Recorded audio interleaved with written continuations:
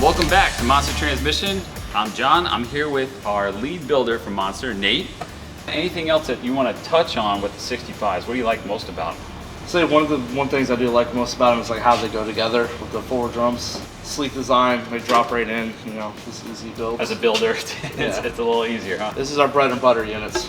Yeah, we do a lot of I mean, it is the most popular rear-wheel drive transmission in the world, the 60 series. So, I mean, we do a lot so of many it. I feel like I can do with my eyes closed. Yeah, and like I said in the beginning, you know, our average client is going to be, you know, they got a lifted truck, maybe it's 5 to 10 years old.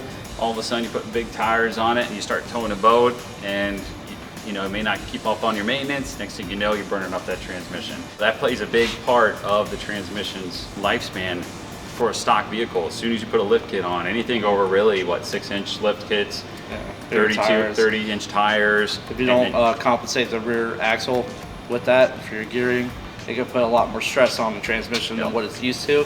That's one of the main, that's why we wanted to start this whole series off with the 4L65, because it is our most popular transmission and the most popular one out there. So, all right, last thing we want to talk about. This is always the hardest part of you know, purchasing the transmission is the installation. A lot of times, just a heads up, if you have a electronic transmission and you have any codes on your vehicle, especially on Chevys, I know it's known, if you have an O2 sensor code, that can actually cause your transmission to not shift properly and cause premature failure.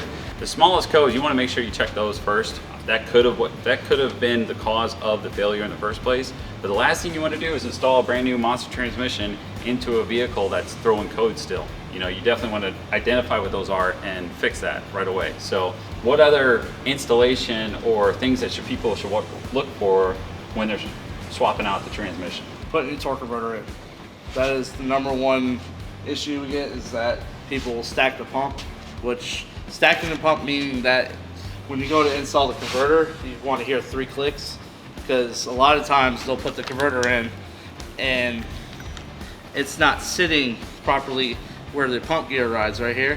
They'll go to install it into transmission, and when they go to bolt it up, it puts so much force on the flex plate to the torque converter that it actually will snap the gears inside the transmission, and it'll cause it to have no movement or anything at all. Yeah. And also, even when you slam it in there, you say, oh, I had it in, but when you go put it in, even if you just tilt it a little bit forward, that can just move out just a little bit, and then it can just turn, and then there it's out of it. But even though you had it in, it could pop out while you're installing it if you don't keep an eye on it. You always want to make sure you have it all the way in. Yeah, and it should be like slightly inside the bell. Right, it's about an inch and a half inside. Yeah, that's very important. Fluid levels. Fluid levels is huge.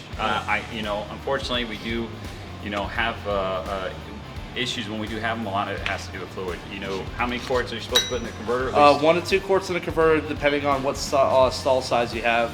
And then you want to put about 4 to 5 quarts inside your transmission before you start it up. You want to make sure you have fluid inside for the pump to suck up fluid before you go.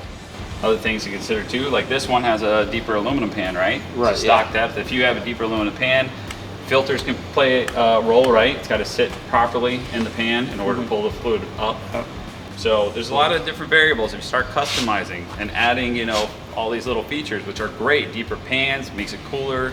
Heat's the #1 thing that kills your transmission, but you got to make sure that you got enough fluid. How many quarts total, let's say in a stock pan, should you have? Stock pan is between 8 to 10.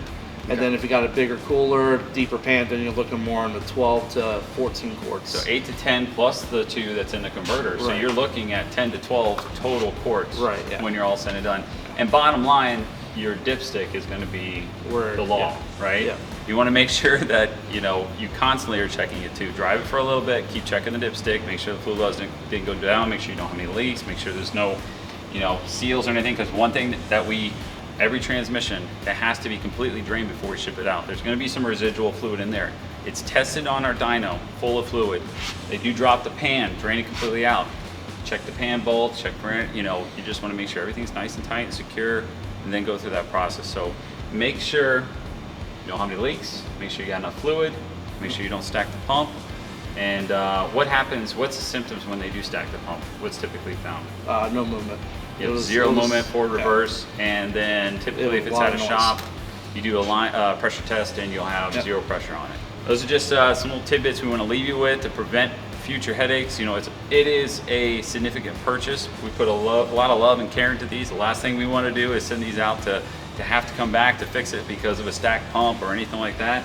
Good thing is we got a great warranty department and we take care of our clients. Well, I think that wraps it up for today. I think we got enough tech information from Nate. Thank you so much, Nate, for taking time away from the shop and away from the bench and everything that you do. If you do call in and need tech information, a lot of times, if it is outside of the experience of our call center reps, Nate is kind of the go-to guy. He's talked to a lot of different shops, a lot of different installers, and that's one thing I will leave you with, and that's always what we recommend, is make sure you do your research.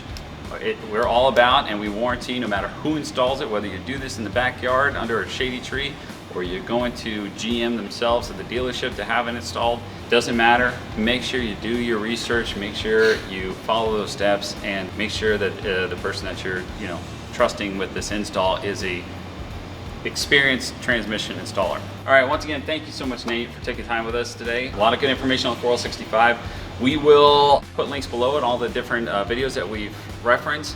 Go on to the YouTube channel, Kurt's Corner, look up 4L60, 65, 700s. He's got tons of tech information on there that we didn't even get close to touch on today, but we only got so much time.